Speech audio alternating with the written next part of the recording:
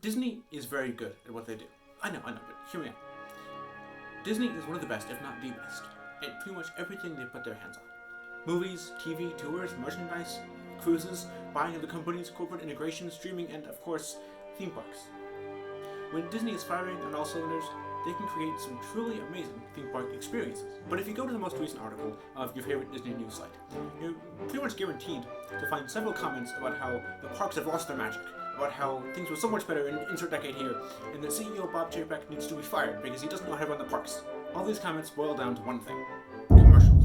Okay, technically it's much more nuanced, and that's really more about cost cutting and company priorities and the reduction of the layer of pixie dust that covers all the corporate stuff, but that's not the point. It's pretty dramatic, okay? The relationship between Disney and money isn't a new one, though. Paul Fresno shut down the Main Street Electrical Parade because it was too expensive to run. The Disneyland Paris Indiana Jones roller coaster is not part of a massive themed land because it would have cost too much to do, which is a far cry from Walt Disney mortgaging his house for Disney. So things have been changing for a while. The Walt Disney Studios was known for innovation.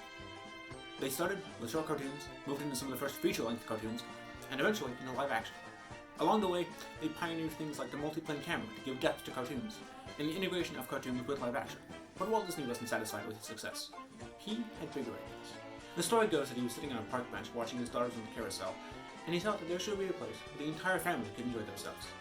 Looking to a plot of land across the street from his studio, his idea for a Mickey Mouse park was born. But the ideas soon outgrew that strip of land, and it kept growing and growing and growing until it became Disneyland. Despite a chaotic opening day with way too many people, Disneyland quickly became an entertainment juggernaut, selling out and getting people from all over the world wanting to come. But, as is the case with everything, Walt Disney wasn't satisfied.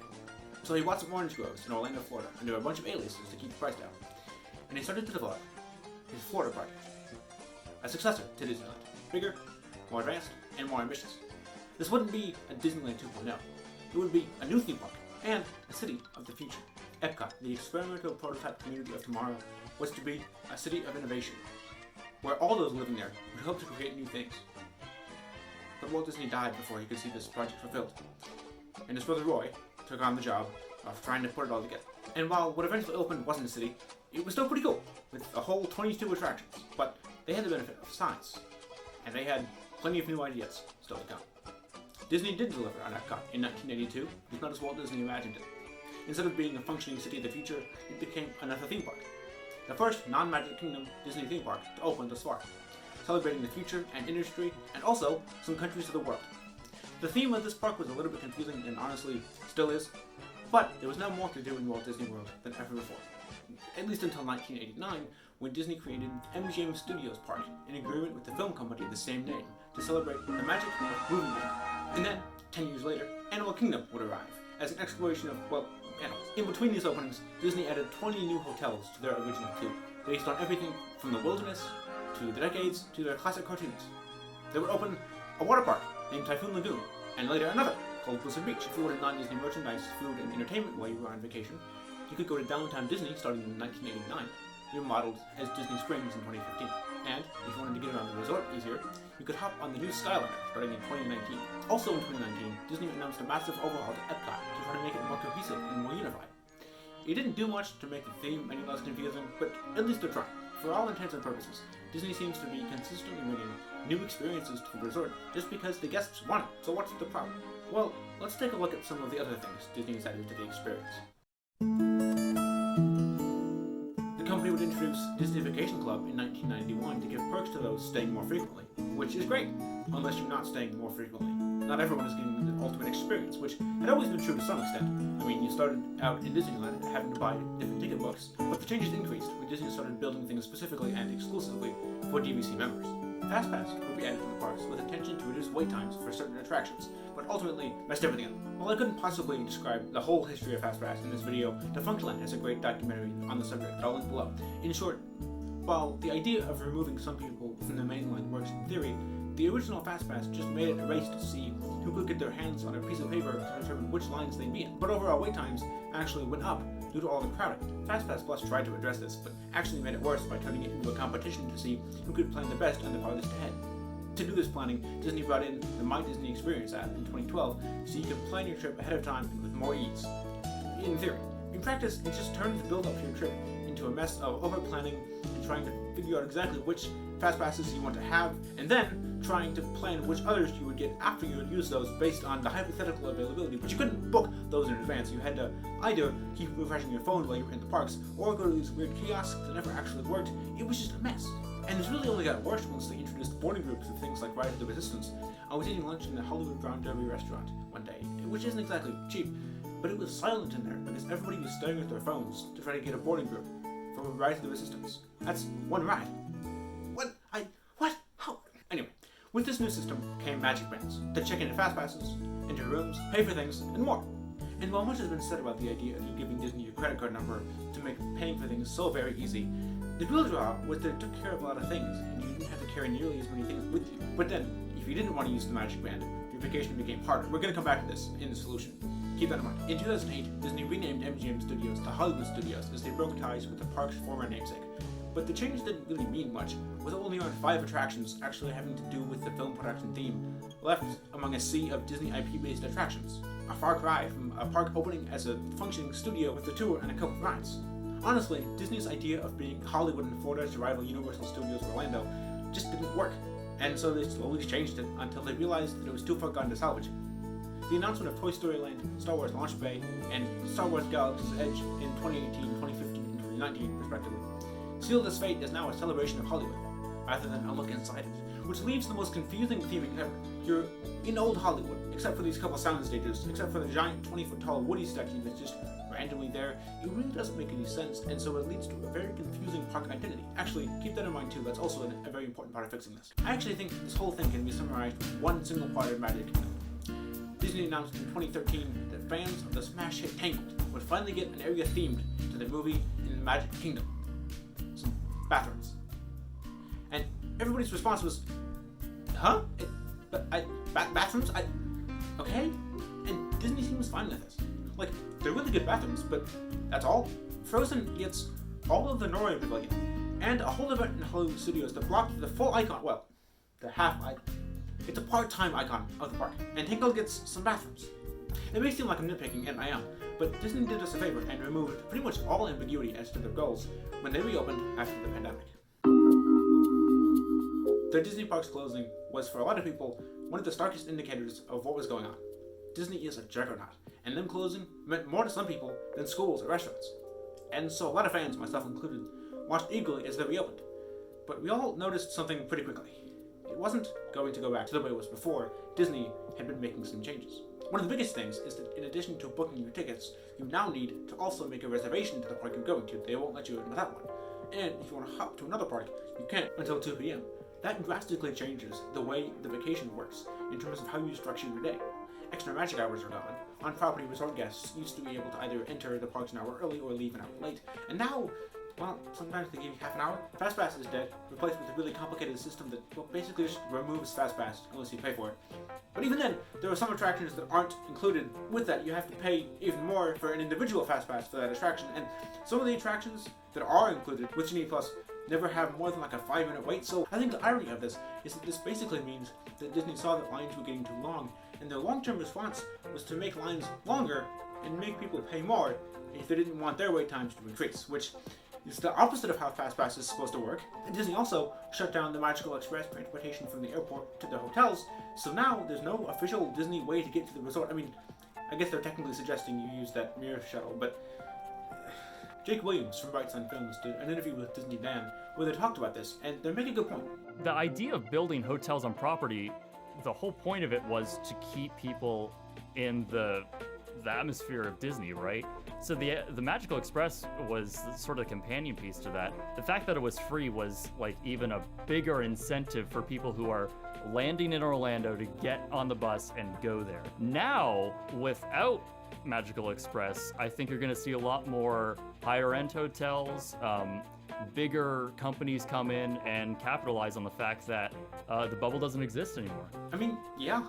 Disney removed the free element of FastPass, is making you pay for magic bands, and just in general is removing a lot of the small things that make it feel so magical because they're recovering from the pandemic, or as they say in the interview. Disney has been offloading so many things right now in the name of COVID, right? You know, they have all these expenditures that aren't benefiting them directly. So we'll use the excuse of COVID to get rid of them. Forbes described in their article, looking back at 50 years of Walt Disney World history and business strategy, that, quote, at Disney parks around the world, the element of the show is carefully done. The show is everything that the guests can see or experience inside the parks. Since opening in 1971, Walt Disney World has continued to expand and change the show from the moment guests first arrive at Walt Disney World to the moment they leave. And while that's still true, the company's focus seems to be shifting from that show to something else. The dollars. As an extension of Galaxy's Edge, Disney announced a new themed hotel, and they spoke pretty highly of it in that same Forbes interview. Looking to the future, hotel experiences like Star Wars Galactic Star Cruiser will set a new precedent in what a hotel can be. The 2-night vacation experience will fully bring guests into the world of Star Wars, with highly themed rooms, tasks to undertake while on board the Halcyon, and even a short excursion to Star Wars Galaxy's Edge at Disney's Hollywood Studios. We're hard-pressed to even try qualifying it as a hotel. It's really elevating the concept of placemaking in groundbreaking ways that are so much more than just accommodations. And yeah, it's really cool. Spoilers for Galactic Star Cruiser, if that matters to you. Although, the fact that I can say spoiler alert for a hotel means that they're doing something right. Look at it. It's so cool. It's also $6,000 for 4 people, and some people are accusing Disney of making something mediocre with a huge price tag just to draw in the Star Wars fan base. Is the hotel worth the cost? Would people be less upset if it were priced lower? I don't know. But I think this whole thing can be summarized by something that offhand Disney said when those mini Disney stores and some Targets were announced. This part of the show really took away from the magic of the Disney parks and exposed the kind of greedy merchandising part of Disney that we all know is there, but we all kind of turn a blind eye to. We all know that Disney is a company and they're trying to make money, but their goal is to make money via making their guests happy. So we all just kind of ignore the fact that they're trying to get our dollars and are satisfied with the entertainment. It's kind of like a movie theater. Coincidentally enough, something else Disney is very good at. The Walt Disney Company is a projector. All it wants to do is be on and project. We are the audience. We're looking at the screen, we want to see a movie. In theory, everyone's happy. The projector is projecting, the audience sees the movie. But what you've seen gradually, and even faster since COVID, is that the projector is slowly starting to get misaligned. So, the projector is still projecting, but it's over on the wall instead of on the screen. Now we're looking at the screen, trying to watch, but it's not there anymore. And I think that's where you're getting so much varied response to this. The shareholders and the executives, or the people that are writing the press releases, are perfectly fine with it being projected on the wall, as long as it's still being projected. Some people are happy with it on the screen, but are upset now because, look, I'm looking at the screen and I can't see part of the movie. And some people weren't even happy before, with the land based on a non-Disney property, and then putting a Starbucks in Main Street. So they're even more upset as they drift even further away. Ultimately, Disney's happy, but no one else is. But they also know that people will still keep coming anyway. People begged for a Tangled theme area, and Disney gave them the most heavily themed bathrooms. And Disney is okay with it, because the projector is still running. Now, in case this is all sounding super native, I should reiterate that I love the Disney parks, specifically Disney World. I've been there several times, and some of my favorite memories are there. It's one of my favorite places to go, and in my opinion, Disney is still far and away the best out of any theme park. Galaxy's Edge, Toy Story Land, Magic Kingdom, Epcot, Hollywood Studios, Animal Kingdom, the hotels, Disney Springs, they're all really great, and I really do love them. And I can't wait to see how they keep growing. But we increasingly appear to be at a crossroads. Disney is going to keep doing things that make them money, whether it makes the guests happy or not, and the guests will keep coming because it's still worth it to most of them. Myself included, no judgment. So how is this going to end? Is Disney just going to keep increasing prices and removing benefits just because they can? I don't think so. Here's why. Disney currently has the highest market share in the US theme park industry, by a pretty large margin. But they're not invincible. Universal is pretty big. A lot of their competitors are pretty big. And Disney knows it. Galaxy's Edge was a direct response to Universal's Wizarding World of Harry Potter. And things like the Galactic Star Cruiser, however expensive it is, shows that they are still willing to make new things, and better things. They could have just made a Star Wars themed hotel, but they didn't. They made it elevated. That means something. It's likely that the concept of the show is shrinking. It's becoming less immersive, and it's becoming more expensive. Will it stay that way? I don't know. But I think it's important to remember that profits are their main goal. So when they announce a price hike, or the paid replacement of your favorite free service, that's just going to happen. Doesn't mean you have to like it, but that's their business. But that also doesn't mean the writers, Imagineers, actors, sculptors, and cast members aren't doing some really, really cool work. I think that what Disney has is a solvable PR problem, at least in the short term. The projector may be permanently misaligned. Maybe we'll move the screen, maybe we won't. That's up to each person that walks in that theater. But maybe Disney could put the screens a little bit closer. It won't be easy to fix all this, but it's doable. How? Well, that's a topic for part 2 of this video, next week. Stay stay tuned. But it might look something like this. Of course, this is a big, exciting project for us too, you know. I mean, in fact, it's the biggest thing we've ever tackled.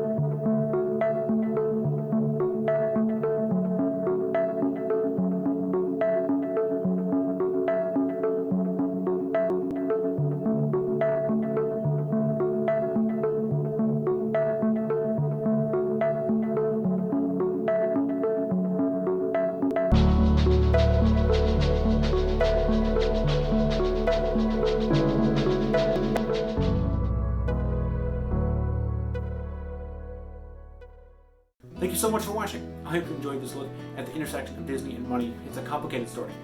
If you want, like, comment, share, subscribe, all the things. It's really helpful for me to help YouTube know you like it and to show you more stuff like this.